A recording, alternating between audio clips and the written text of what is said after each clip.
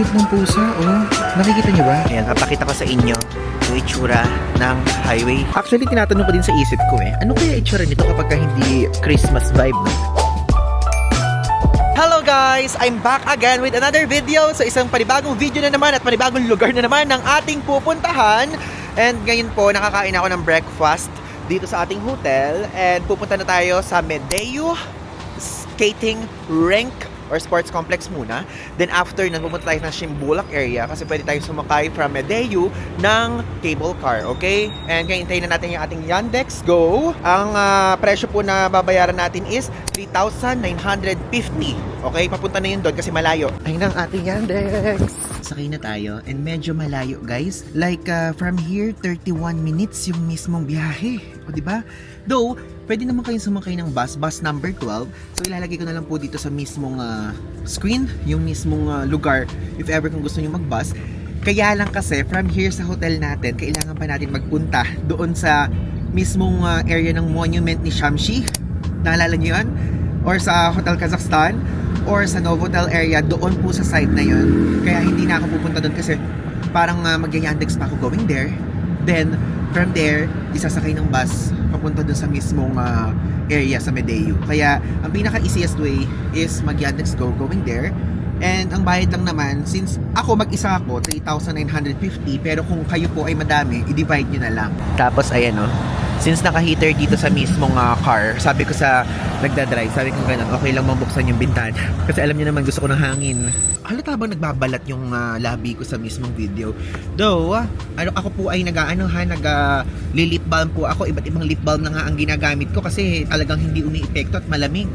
Pero kung yung katawan ko, okay siya. Yung labi ko yung talagang nagkakrak-krak ganun. Pero po kapag magpupunta kayo dito or sa kahit saan pa mang winter ganaps nyo, is always bring lip balm, okay? Always moisturize. Yung guys, makita kung gaano kabilis yung pagmamaneho dito.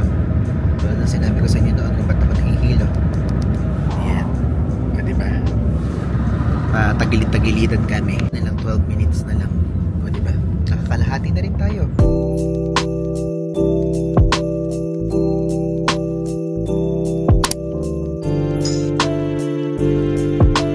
So we're here na sa Medeo area. Ayan. So ito yung mismo area na kung saan sila nag-i-ski. So let's go. Check natin. Sikat na costume nila dito, oh. I mean yung mismong traditional wear nila, ganyan. Then nagpapapicture sa may ganyan. Tingnan nyo naka-taxidermy yung mismong mismong eagle ba to? Ayan. Tara. Bisitahin natin ang paligid muna. And makikita nyo dito may Medeo Visit Center by Visit Almaty. Bali, let's go inside. Baka meron tayong mga makuha additional fun facts, di ba? Meron silang special instructions dito. Kasi ano to parang information center ata. Okay, no need na palang magbayad lang kung ano-ano. Tinanong ko lang para sure tayo, guys. So, pumunta muna tayo dito sa sports complex area. Then after nun is pumunta na tayo sa Gondola Park para makapunta na tayo sa mismong Shimbulak. Yung mga nagpi-picture, though no need na yan. Sa mga lake na view doon, pwede tayo ng photographer ni ganyan. But sa mga parang ganito, we can use our camera naman. Dahil meron tayong Fujifilm X-M5. Wow! Naisingit yung Fujifilm. Totoo naman kasi, ginagamit ko siya, guys. So if ever po, kung kayo po ay lagi nyo akong pina-follow sa Instagram, ganyan, makikita nyo yung mga IG stories ko at mga post ko doon. Yung mga recent post ko ay galing kay Fujifilm. Like, kapag kunyari naman mga 0.5, phone yung gamit ko. Ayan, kung sa bus number 12 po kayo sasakay, dito sila ibinaba. So, ito na mismo yun, no? Di ba? So quickie. Again, tulad ng sinabi ko sa inyo, kaya tayo hindi na ganun. Dahil parang medyo hassle siya sa part natin sa hotel natin. At kung kayo po ay mag-check-in kayo sa Hotel Kazakhstan, pwede po kayo dun sumakay. So, tara, let's go up. Okay, so, pinababa tayo ng guard. Kasi may time pala yung pagpasok. Time check is already 12:06. Tapos ang next time na pwedeng pumasok ay 13:30. Okay, so medyo matagal pa hintay natin. Hintay tayo. Doon na muna tayo sa mismong sa mismong kaninang pinuntahan natin na cafe ng mga tourist. Uminom muna tayo na hot choco habang nag-uubos tayo ng oras. Ayan, so ito po yung menu nila dito. And again, Kazakh uli yung sulat. So ang gawin nyo, i-pause nyo na lang. Then i-Google Translate nyo yung mismong menu. Ito naman yung kabila. Ayan po. pause nyo, ay Google Translate. Oh, so ang bili na lang muna natin itong hot chocolate. Ay, may matcha! O sige, matcha latte tayo. Galing! Ay, optional, green saka blue? May blue matcha! Ayun na nakalagay. Pero syempre green tayo, ayoko try yung blue. So, 2-2. One matcha latte? Big one, small. Big. Blue, green. Do you have blue matcha? Blue matcha. Okay, I'll try blue matcha. One Blue matcha. Mix? Is that sweet? No. No. Sugar, please. Okay. I will get that. Big blue matcha. O, diba? First time natin guys, natikman yung blue matcha. Cash. Sorry? Cash. So, nandito muna tayo ngayon. And, binayari natin 2-2. Natutuwa sila ate kapag kasi nasabi ko sa dulo, Rockmet. Teka, yeah, Rockmet. Ganun. And, tingnan niyo po. Ito po ang itsura dito. Ayan. Konti lang yung tao actually. Pero malaki yung space. Ang cute ng pusa, oh. Nakikita niyo ba? Meron pusa. Ang cute. Ayun, wait. Ayun na, ang cute. Di ka nakikita ng camera. Bigyan ka sana niya ng justice. So, yung mismo matcha pala nila dito, walang sugar. So, if ever kung gusto niyo, ayan po. Pwede pong kumuha ng sugar. Ganun lang naman. At hindi ko alam kung ano lasa ng blue matcha. Grabe talaga yung pag-iisip ko. Kanina sabi ko, green matcha o ordering ko, pero naging blue. So, subukan natin. First time ever. Ayan na, dumating na yung order nating blue matcha. Actually, amoy matcha lang siyang normal. Hindi ko lang alam kung ba't naging color blue, no? Kakaiba. Pero ang bango niya, amoy milky na matcha, ganun. And pipicturean ko na lang muna siya. Tapos, after kong picturean is, kakainin na natin, sisirain na natin yung puso.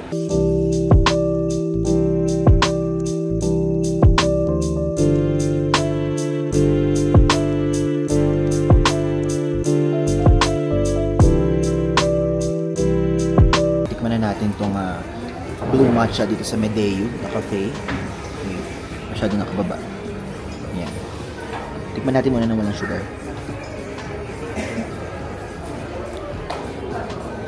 Wala siyang lasa. Though, pinaka-foam pa lang naman yung natikman ko. Wala din ako nalalasan ng matcha. Like kahit yung matabang, ganun. Wala ako nalalasan. So, kaya pala binigyan tayo ng, yun yung ilang binigay sa ating sugar doon. 3. Maglagay muna tayo ng isa. Okay. Then let's mix. Wala na yung heart. Ganun pa din. Lagay ko na nga yung 3. Baka ito talaga yung pang blue matcha. Kailangan siguro talaga 3. Oo, okay na siya. Nagkalasa na. Though, sa lasa, okay lang. Lasang more like milky siya. Parang ang blue milk lang, ganun. So, sa matcha, hindi ko siya i-recommend sa inyo. Hindi siya ganun kasarap sa pagka-matcha. Pero tinry lang din naman kasi natin, diba? So, parang for me, ang dapat na pangalan ito, blue milk. Hindi blue matcha kasi wala akong nalalasa. Again, 2,200. Okay, so pwede na tayong pumasok. 1:21 na and nag-open na yung door. Ayan po. Nakabila tayo. Dami pumapasok. Ayan, so nakabili tayo ng ticket. 2,000 tenge yung mismo halaga niya. So, let's go na. Ito. Ayan o. Walang elevator. Yan. Walang escalator. Ganda ng background sa likod o. Tingnan nyo. Gusto ko lang makita tong Medeo na mismong skating area. And after nito, aalis na tayo. Pupunta na tayo sa Shimbulak agad. So, una pa lang po gusto ko sabihin sa inyo, bawal dito yung liquor, sigarilyo, aso, saka drone. Ayan. Tingnan ito Ganda na. Ayun yung view ng skating rink. Pero hindi naman natin yan itatry. Pinakita ko lang talaga sa inyo. Sa side na to guys, ayan as you can see, mayroon dyan mga bilihan ng pagkain. Dito meron dito mga hotdog. Doon meron dong coffee. Tapos doon din. Okay, so ngayon bibigyan ko lang kayo ng info about dito sa mismong lugar na to. Ito po yung largest high mountain rink. And ayan as you can see, kukunti lang yung tao. Sa mga napapanood kong vlogs, medyo madami but now konti. And also, gusto ko lang share sa inyo, iba't iba po ang presyo bawat oras, okay? Mas mura sa umaga. Kapag ka po umaga, isang babayaran nyo lang 1,000 tenge. Tapos kapag ka naman po tanghali, tulad natin, 13.30 yung mismong simula, is 2,000 tenge. Tapos kapag ka po medyo gabi-gabi na, or yung mismong oras ilalagay ko dito sa screen, babayaran nyo naman 2,500. Mismong rink na yan guys, nag-host siya ng iba't ibang mga competitions. Ganun siya kasikat. And if ever, kapag ka magbabayad kayo dito ng visa, ayan, nakikita nyo sa taas, makikita nyo dyan, is magkakaroon kayo ng 10% off. Kaya lang, ako, ang binayad ko, cash. So, Ivan, bakit ka nag-cash, hindi ka nag-visa kung meron palang 10% off? Kaya po ako hindi nag-visa card kasi madami pa ako natitira guys ditong cash. And para magamit ko din, di ba? Kaysa naman maano lang, ma-stuck lang ganyan. Though, sa susunod na country naman natin, itatry ko na papalitan naman tong mismong Kazakhstan tenge natin sa susunod na currency. Okay? So, papakita ko lang sa inyo kung magkano yung mga presyo dito. Kapag ka French fries, 800. Kapag ka French dog naman is 1,400. Kapag ka yung mas maganda, hotdog na Caesar, ayan o, 1,600 siya. Yung classic is 1,600. Dito sa side na to, ganun lang din guys, as you can see. Actually, alam nyo, pinakita ko lang talaga sa inyo to. Like, saka gusto ko din naman talaga siyang makita personally. And hindi naman kasi tayo mas skating na tao, alam nyo yan. And gusto ko lang din ma-witness yung ganda ng mismong bundok sa part na to. Ayun o. Ganda oh. Di ba? Mga ano dito, mga truck, food truck. Ito ay fries din tapos hotdog. Ito naman, burger naman. Magkano burger? 1,000 guys. Tapos ito ay Olaf Cafe. Magkano siya? Ay, medyo pricey dito. Though combo siya, may drinks na, may fries, tapos merong French dog, 2,800 naman. Hamburger truck naman. O, diba? Ang presyo niya magkano? 1,550. Okay, ngayon nag-picture na muna tayo. Ayan. Let's go!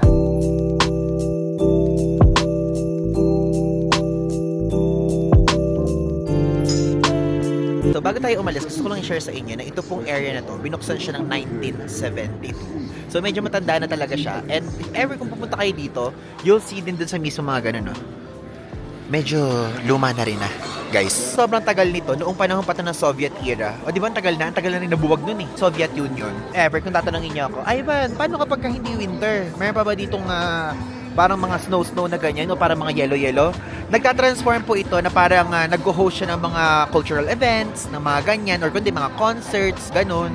So talagang ano to, skating rink at the same time, parang concert venue. I don't know kung nakikita dito pero ayun o, ayun yung mismo mga ano, wait, ayun. Ay, di nakikita pero ayun o, ayun po yung mismong mga cable car. Okay, we're done. Nakapagmuni-muni na rin tayo habang umupo tayo dito sa area na to. And ngayon, nagpunta na tayo ng Shimbulak area. From there, guys, behind me, nakikita niyo yung Madeo. Pupunta na tayo ngayon sa Shimbulak. Yung tawag doon? Yung pinaka-simula ng cable car. Ayan, no? Mayroon namang mga shop dito. Oh my God, may aso. Ba't ang laki ng aso na yan? Oh my God, don't come to me. Ngayon, lalakarin natin pababa yun, guys. Medyo malayo, pero hindi naman ganoon kalayo. Mahirap i-explain, but ang ibig ko lang sabihin, kayang-kayang lakarin. Wow! So now, maglakad na po tayo here. At habang nalalakad tayo, gusto ko kayong bigyan ng kwento, okay? And nagulat ang karamihan. Yes, nagulat po ang karamihan. Bakit? Dahil bigla tayo nagpunta dito sa kasaktan. Pero alam nyo ba guys, ang kwento niyan, mayroon ako mga friends na sinasabihan ko na even before. But, sinasabi ko sa kanila, I want to go sa mga stan countries. I want to go there. Alam niyo kung bakit? Kasi noong nagpunta tayo ng India, nagpunta tayo ng Brunei, na-realize ko, ang mga Pilipino, usually, madudulas tayo. Ang mga Pilipino, usually, ang pinupuntahan pong bansa, yung mga East Asian countries, Southeast Asian countries, ganyan. And I understand, kasi syempre, pwedeng dahil sa budget, yun ang mura, ganyan. Pero kasi, since nabigyan tayo ng platform, na ganitong klaseng ganap, like, meron tayong kakayahan kahit pa paano na gumawa ng content at mag-share ng mga information, ng guide. Sabi ko sa sarili ko, after ko magpunta ng Brunei, ng India, ng Nepal, ng Cambodia, ng Laos, yan. After natin doon magpunta, sabi ko, okay, it's time. It's time na ipakita sa mga Pinoy ang mga iba pang unexplored. Though, hindi totally unexplored. Yung hindi pa gano'n nabibigyan ng limelight. Okay? So, yun ang ating goal. Though, hindi naman lahat yun. I-goal natin ngayon 2025 kasi syempre ang gastos. Noong una pa lang natin, di ba, bago to Europe. Kahit na paano, guys, gumastos tayo doon. Tapos itong Central Asia, parang mas magastos pa nga ito. Dahil, sa mga susunod na vlog, makikita nyo naman. But, kaya siyang tipirin. Pero, yung way kasi na ginagawa natin, puro by plane. Bakit? Para po sa safety din natin. Kasi kapag ka border, baka mamaya may mangyari sa atin, ganyan. So, back to the topic. Ito pong Kazakhstan na to, or itong Central Asia, lagi ko siyang nakikita sa mga comments. Like, even before, 2023 content, sinasabi ko doon, Ivan, pwede ka ba mag-Kazakhstan? Ivan, pwede ka ba mag-Central Asia? And, alam nyo ba, ini-ignore ko yon.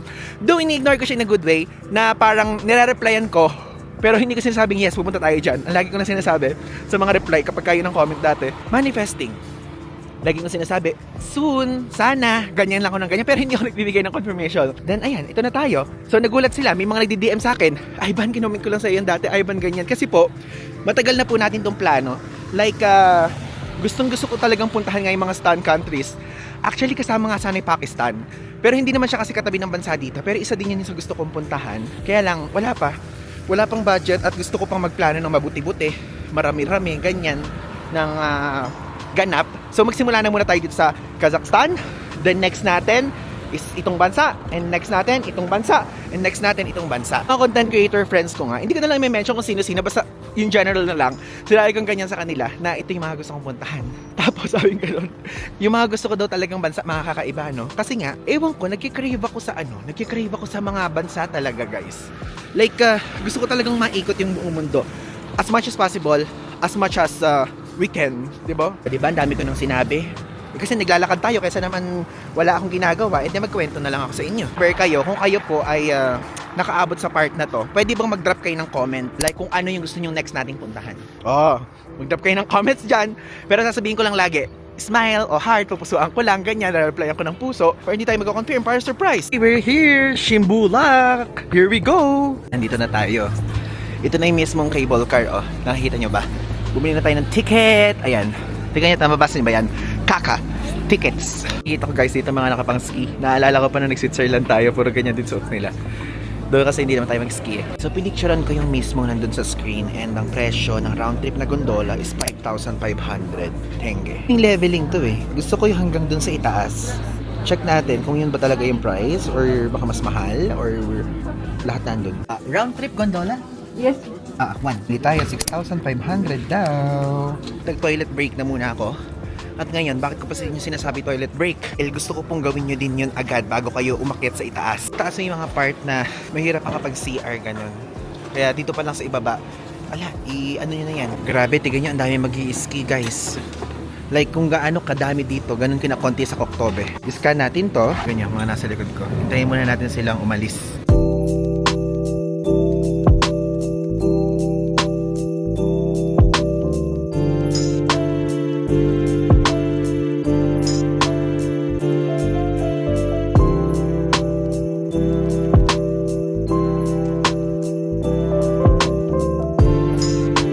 Dito sa sightings dito, meron mga bahay. Ayan.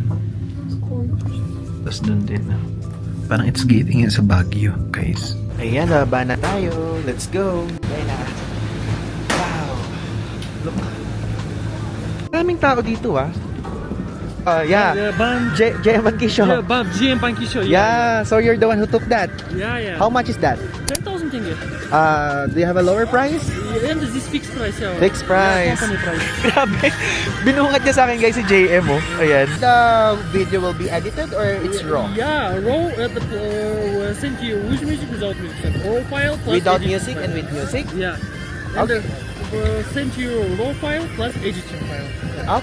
Okay. But now or later? No, this side. That both side? Okay. Now? Yeah, this now. Okay. Grabe, nagulat ako. Nakita niyo, napakabilis ng pangyayari. Nandyan lang tayo. Tapos biglang pinakita sa atin ganun. Do you want this? Grabe. Si JM ang model dito, ganun. But first, just walk. Walk only. Yes. And Okay. start activity. Okay. Tinuturuan niya tayo ng posing. Okay. Here. Hello, say Philippines. hi to the Salamat. Philippines. Manny Pacquiao forever. Rakhmet. Rahmet in Kazakh. Yeah. Rakhmet is in Kazakhstan. I know Salem and Rakhmet. Okay. Yeah. Pakaaga naman ng pagganito natin. Plano ko mamaya pa sana eh. Then baka kasi hindi na natin sila maabutan. Maganda kasi ito eh. I'm not JS. It's Yeah. JM making what? Yeah. GM, Just Pankisho. JM. Yeah. We're talking. You have seen? Yeah. We We met each other last year. Oh. Yeah. Because I'm from the Philippines also. Also. By airdrop daw guys, 10,000 tenge to.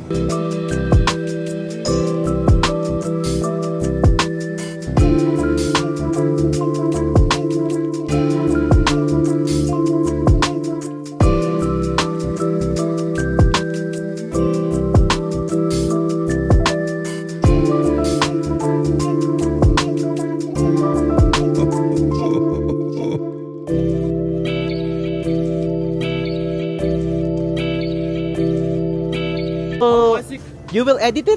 Yeah, Okay, no, it's okay. I will wait. I will wait. Oh. Iba ang lamig dito sa itaas ah. Super lamig. Yan. Why? Please, this first shoot, please again take, okay? Ah, First retake. Yeah, Okay. Retake daw guys. Okay lang. Sila naman yung nagpaparetake. Ayan, pinakikita niya yung raw file. Ang cool! That's good! And snow. A lot of snow in the Yeah. background. Also packet tray. How are you? Kamusta? You say kamusta? Kamusta? Yeah, in the Philippines. Yeah, kamusta? Kamusta? Kamusta? Yeah. Or Kamusta? mabuhay. Kamusta? Mabuhay means welcome. Welcome ba yung mabuhay, guys? Mabuhay. Yeah, in Mabuhay. Welcome to in Vietnam. Kazakh, what is welcome? Welcome. Hoş geldiniz der. Hoş geldiniz der.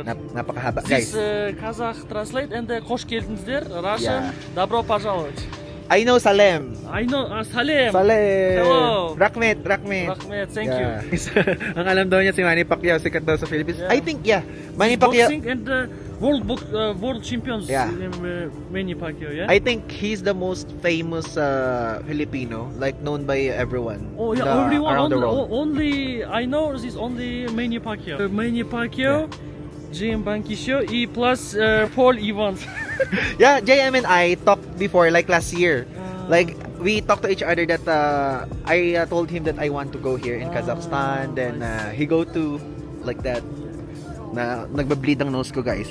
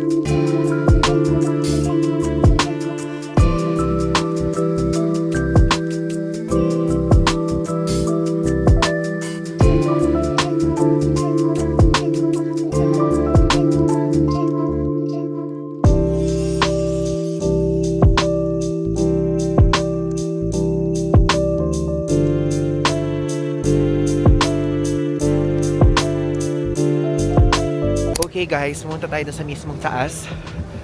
Tignan natin kung ano yung mga pwedeng makita. Though, as far as I know, wala nang gaanong makikita doon. But still, papakita ko sa inyo. Hintayin natin yung pinaka-cable car, hindi yung parang nakasakay lang na open. Guys, so far yung longest quay sa mismong Central Asia na may haba itong 3,500 meters. Mahaba po. Sa ganito ko guys gusto masakay. Kasi merong ibang ganito. Tulad ng sinabi ko sa inyo, open. Ayan. Nyo yung mga nag-ski. Ayan guys. Diba? May mga kasama tayo dito. Kaya tayo tahimik.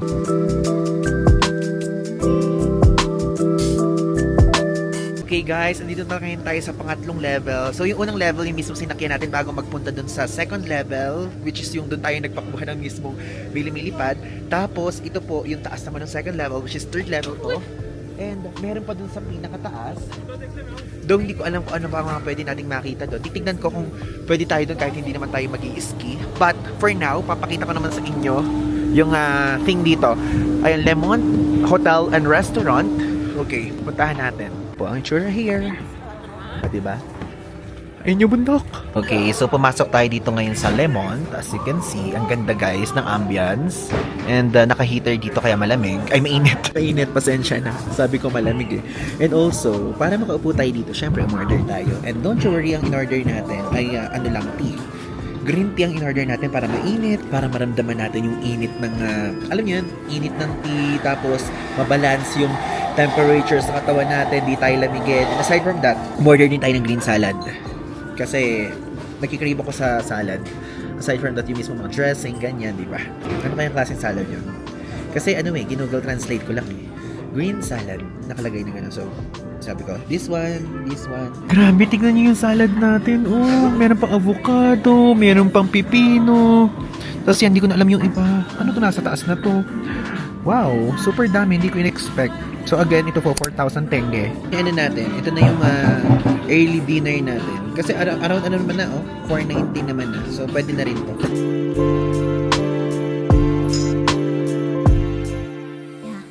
So ayan guys, unfortunately, sarado na po yung mismong taas.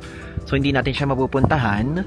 And ayan na, as you can see, ayun yung cable car, sayang. Oras na din eh. Like, dito sa taas, super lamig na din.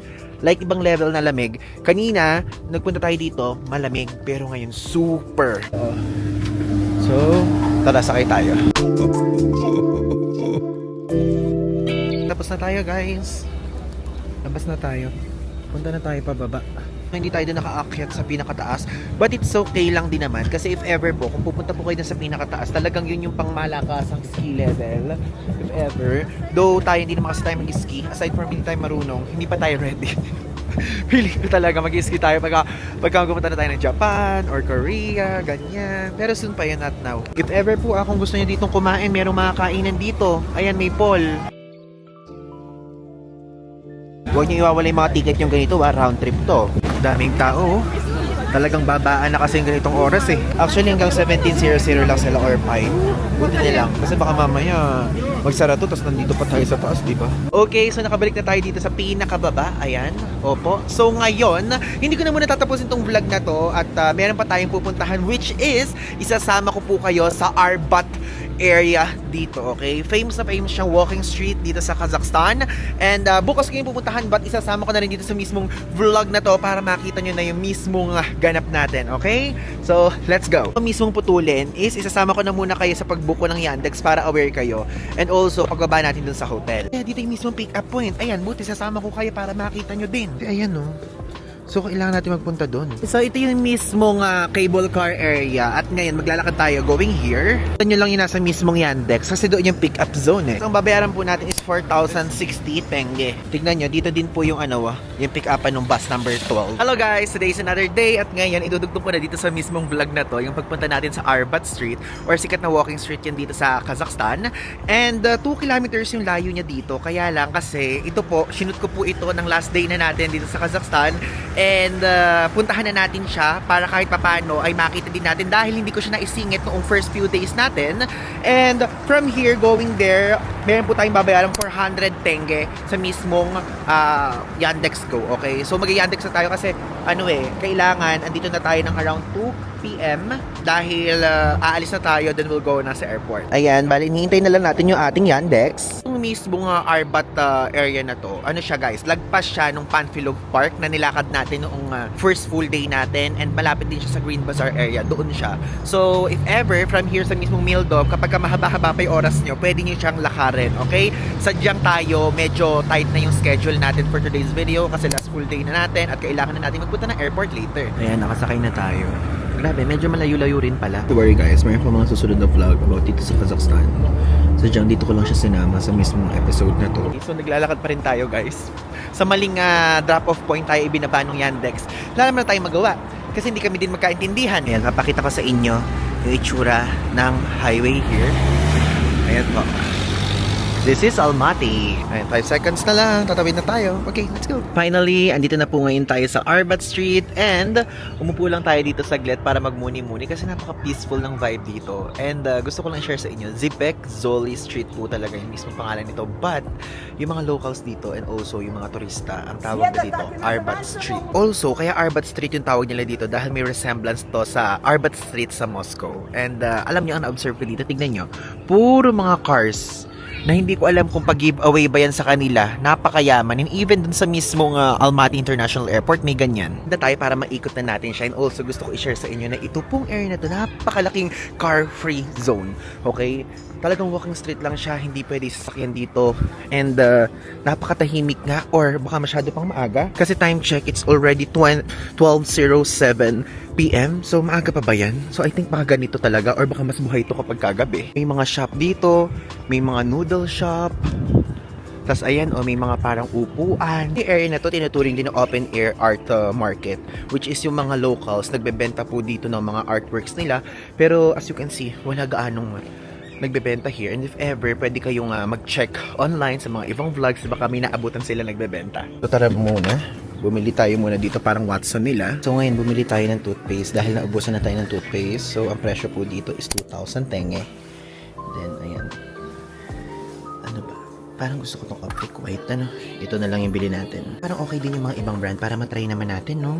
Ganun tayo sa Korea, bumibili tayo ng ibang brand, eh. Ito, gusto ko to. Though hindi ko alam kung ano lasa niya. Pero sige, ito na lang bili natin. Kaya lang hindi siya nakakapagpabango ng hininga. Usually, ganito yung nakakapagpabango, eh. Sige, ito na lang. Hindi naman mabaho hininga natin. Okay, ayan po. Nakabili po tayo ng toothpaste tapos hand cream. Bukas naman pala yung mga stores. Kaya lang hindi siya ganun kaingay. Gets nyo yun? Sa atin kasi di ba maingay yung street? Dito ang tahitahimik. Di ba wala kayong naririnig sa background? Area na to guys, sikat na sikat siya kahit ng Soviet era pa. So ganun na siya katagal. This one is super popular niya as a commercial hub dito sa Almaty. And then as you can see, meron ditong parang mall, oh. Though, let me... Yung may basa doon. Tapos may Starbucks there. O, diba?